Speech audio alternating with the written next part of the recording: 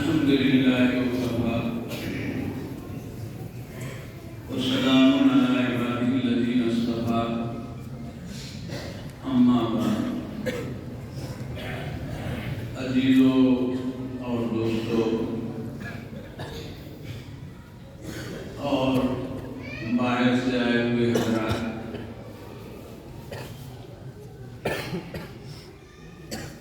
یہ ہمارا سال کا اختتامی نظام ہے جو دو حصوں میں انتظاماً تقسیم کر دیا جاتا ہے۔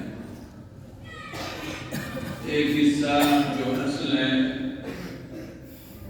جس کا وقت کل دن میں قبل ظہر متعین کیا گیا ہے، جس میں ختم بخاری کی تقریب انجام پائے گی اور صحیح بخاری کی آخری سطروں کا درس ہوگا، اور یہ درس ہمارے آپ کے سب کے بڑے حضرت مولانا حبیب احمد صاحب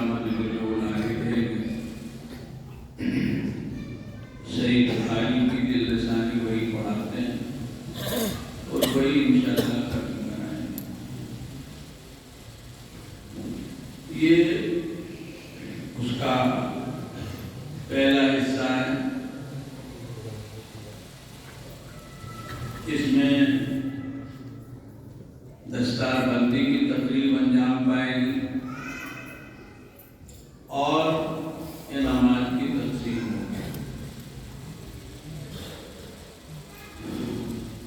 یہ نظام سال کے اختتام کا ہوتا ہے۔ سال بھر ادارے نے جو محنت کی، جو خدمت کی، یہاں آنے والے طلباء کے لیے اور آنے والے طلباء نے جو محنت کی، جدوجہد کی، اس کی مناسبت سے یہ مجلس منعقد کی جاتی ہے۔ اس کے بھی دو حصے ہیں۔ ایک حصہ ان سارے طلباء کی دستار بندی کا جنہوں نے جامعہ کے مختلف شعبہ جات میں تعلیم کی تکمیل کی ہے، دور حدیث، شعبہ تجوید و قرات، شعبہ حفظ اور اس کے علاوہ بھی دیگر شعبہ جات ہیں۔ مجموعی طور پر 300 کے قریب طلباء ہیں، کچھ کم و بیش، جن کی انشاءاللہ ابھی دستار بندی ہوگی۔ دوسرے سال گزشتہ جن طلباء نے سالانہ امتحان میں شرکت کی اور نتائج میں اچھے نمبر حاصل کیے، ان طلباء کو نیز جنہوں نے اس سال یہاں رہتے ہوئے اپنا وقت اچھا گزارا، جس میں خاص طور سے درجے اور سبق کی حاضری، اس کا اوسط اور فیصد ان کا اچھا۔ مدرسے کے نظام میں مدد ہے، اس کے تحت کئی چیزیں دیکھی جاتی ہیں۔ تعلیم تو ظاہر بات ہے کہ بنیادی چیز ہے، وہ یہ سارا نظام تعلیمی کے لیے ہوتا ہے، لیکن ہمارے یہاں صرف تعلیم مقصود نہیں ہوتی ہے،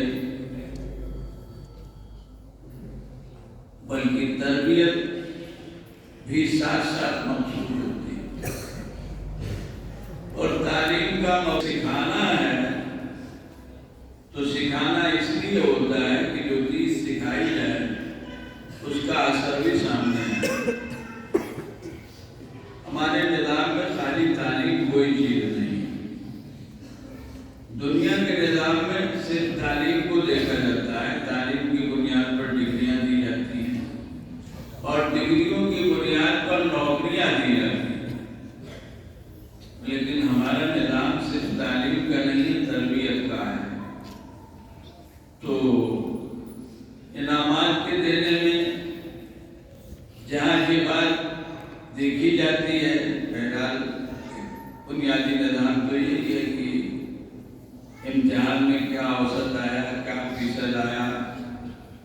جس سے یہ بات سمجھ میں آتی ہے کہ کس طالب علم نے کس حد تک سبق میں محنت کی ہے۔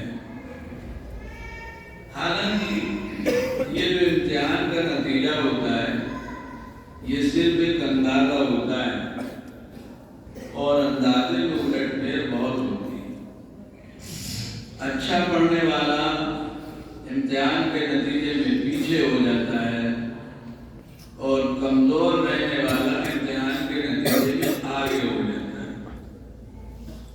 اچھا پڑھنے والا سوال کا جواب جیسا دینا چاہیے نہیں دے سکا کسی وجہ سے، اور اچھا جو کمزور تھا پڑھنے میں اس نے اچھا جواب دے دیا، اچھا جواب لکھ دیا، تو نمبر کس پہ نہیں دیا جاتا کہ یہ لڑکا پڑھنے میں بہت اچھا رہا لہذا امتحان میں بھی اچھا نمبر، سوچا تو یہی جاتا ہے، پوچھتا بھی ایسے ہی ہے، لیکن ممتحن اس بات کا پابند ہے کہ وہ نمبر اس بنیاد پر نہیں دے گا کہ یہ لڑکا درسگاہ میں بڑا پابند رہا اور یہ لڑکا تو پڑھنے میں بڑا اچھا تھا۔ ممتحن کے سامنے تو امتحان ہے، تقریری ہو یا تحریری ہو، طالب علم جو جواب دے گا اس جواب کے مطابق وہ نمبر دیتا ہے۔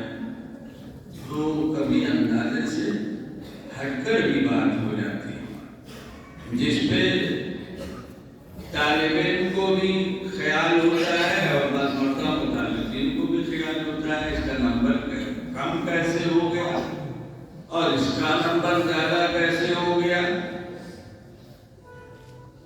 اصل چیز تو یہی ہوتی، لیکن اس کے ساتھ کچھ اور چیزیں ہوتی ہیں، ان کو سامنے رکھ کر بھی انعامات سے نوازا جاتا ہے اور نوازنا چاہیے۔ اس میں یہ بات بھی ہے کہ جس مقصد کو لے کر آئے اس مقصد کے اعتبار سے کس حد تک وقت اچھا گزرا، سبق کی پابندی، درسگاہ کی پابندی، تعلیم و تعلم کے لائن سے جو چیزیں ان کی پابندی، یہ بھی ایسی چیز ہوتی ہے جو قابل ستائش بھی ہوتی ہے اور قابل، اسی طرح یہ بات بھی دیکھی جاتی ہے کہ رہن سہن اور معاشرت میں کیا رہا، اس کو بھی دیکھا جاتا ہے۔ اخلاق اور معاملات میں طالب علم اس میں بھی مثالی قرار دے کر اس کو نوازا جاتا ہے۔ نماز کی پابندی، بعض جگہوں میں یہ چیز بھی داخل ہے، اس لیے کہ تعلیم کے ساتھ ہم اس پر بھی محنت کرتے ہیں۔ تو بہرحال اس وقت جو انعام کا نظام ہے، یہ جو محنت سال بھر کی گئی انسان یا سال گزشتہ، اس کی مناسبت سے بطور حکمت افزائی ادارے کی طرف سے ہوتا ہے۔ جو کچھ انعام دیا جاتا ہے حکمت افزائی ہوتی، انعام تو جتنا بھی کام کے اعتبار سے دیا جائے بظاہر کم ہی ہوتا ہے۔ ادارہ ظاہر بات ہے کہ اپنی ضروریات کو جس طرح پورا کرتا ہے تو اس میں بھی ایک حد ہوتی ہے۔ جو لوگ انعام کے مستحق ہیں ملے گا، سب قابل مبارکباد ہیں، اور انعام کے مستحق قرار پائے مسائل کی بنیاد پر تو انہوں نے محنت کی۔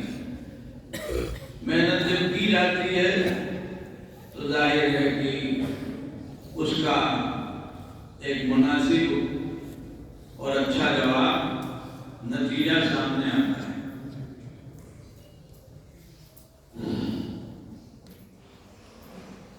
کسی لائن سے کوشش ہو، کسی لائن سے محنت ہو، اب تعالیٰ کا ارشاد ہے وَالَّذِينَ جَاهَدُوا فِينَا لَنَهْدِيَنَّهُمْ سُبُلَنَا إِنَّ اللَّهَ لَا يُضِيعُ أَجْرَ الْمُحْسِنِينَ۔ دنیا دیکھتی من جتا وجدا، کوشش کرو گے تو پاؤ گے، کوشش کرنا اپنا کام ہے۔ ایک طالب علم کو یا کوئی بھی آدمی کہیں جو مقصد لے کر جاتا ہے اس مقصد کے مطابق محنت کرنا یہی اس کی کامیابی ہے،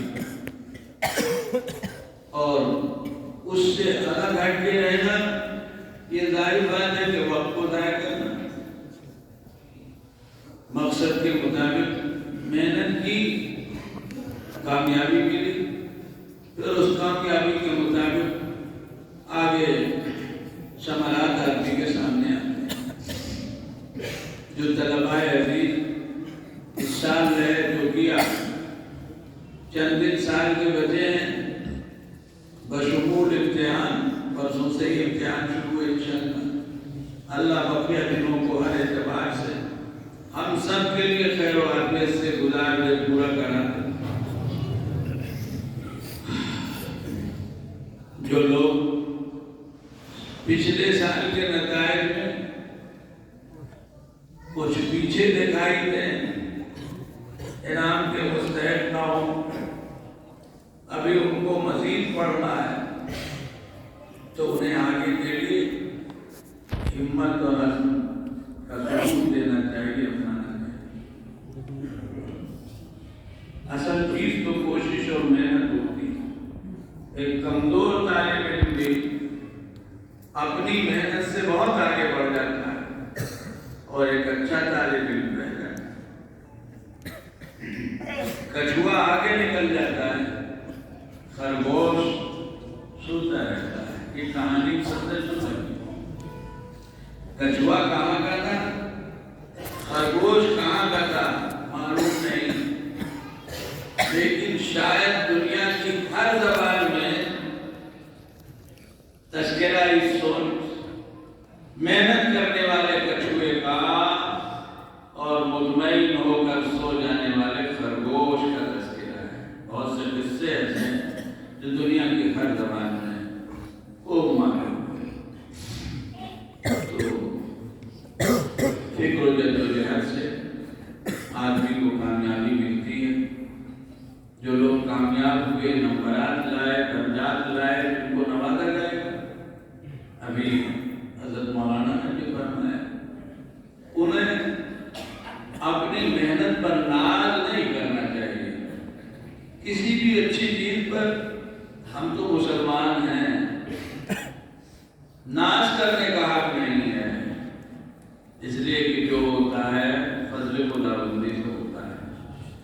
آپ مدرسے میں پڑھ رہے ہیں، اللہ نے بھیجا ہے۔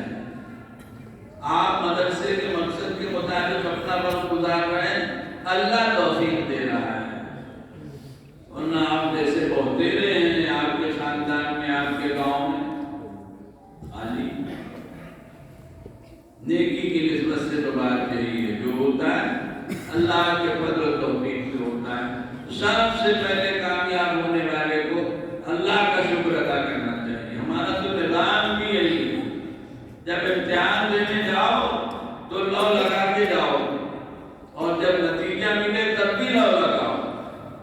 امتحان دینے جاؤ تو 2 رکعت صلاۃ الحاجت پڑھ کے جاؤ، اور جب کامیاب ہو تو اللہ کا شکر ادا کرو۔ لہٰذا ان کو ناز نہیں کرنا چاہیے، یہ پیچھے رہ گئے، وہ پیچھے رہ گئے، میں آگے ہو گیا، یہ ساری چیزیں خراب کرنے ہوتی۔ اور جو پیچھے رہ گئے ان کو چاہیے کہ اپنی کوتاہیوں پہ نگاہ ڈالیں، اور جو لاپرواہی انہوں نے پڑھنے پڑھانے میں کی، جس کے نتیجے میں اپنے ساتھیوں سے پیچھے رہ گئے، اور بعض مرتبہ کمزور ساتھی، محنت ہو تو کمزور طالب علم بھی بہت